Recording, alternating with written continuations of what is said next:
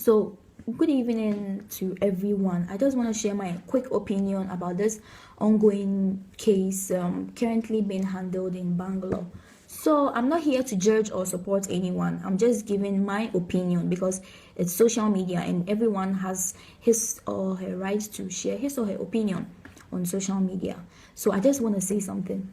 Those mobs who attacked the Tanzanian girl, if a Chadian or a Somalian or a Kenyan commits a crime, what has that got to do with a Ghanaian, a Nigerian, or a Tanzanian? What the fuck? Like, who gave them the right to strip that girl naked?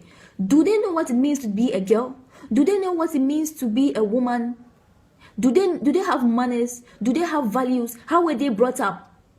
And what even disgusts me the most is the police was there watching the mob strip that girl naked. I don't know the kind of mentality you people hold. The police was there and she was being stripped and the police looked on. I want to ask the police officer something. How were they trained as police officers? Do they know what it means to be a police officer? To be a police officer, excuse me, sorry for that.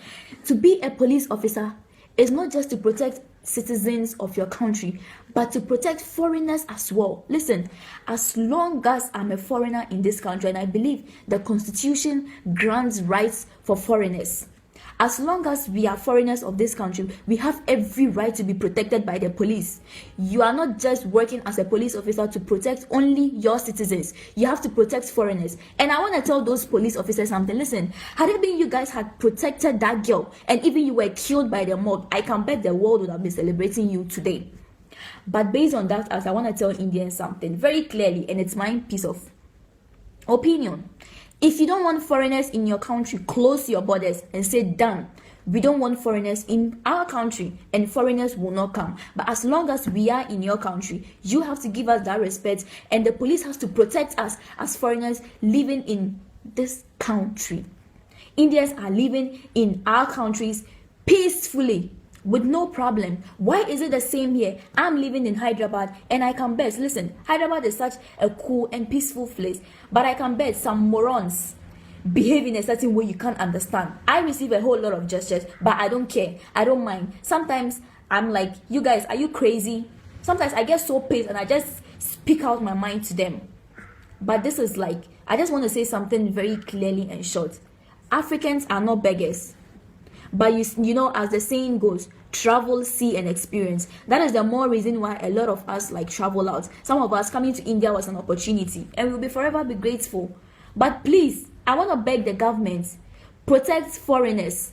Foreigners are human beings, Africans in particular. Listen, if you go to every country has its good and bad people. Same as in India, as you have your good and bad people. It's being a black, this skin. Being a black doesn't make you no less of a human. We are human beings. In fact, in India here, I've seen people who are blacker than me, but they still see me and they call me black. Well, I don't mind. That's human. They don't know. Ignorance, that's fine. But as long as I'm living in this country as a foreigner and a black, I will specify as black, we Africans are suffering in India and it's too much. The racism is too much. The intolerance is too much. Unacceptance is too much. You people should grow up. We are humans. You are living in our country peacefully. Why can't it be same? I just want to challenge the Tanzanian girl. She should demand for justice. Justice must be served because this is horrific. This is disgusting. This is annoying. This is unacceptable.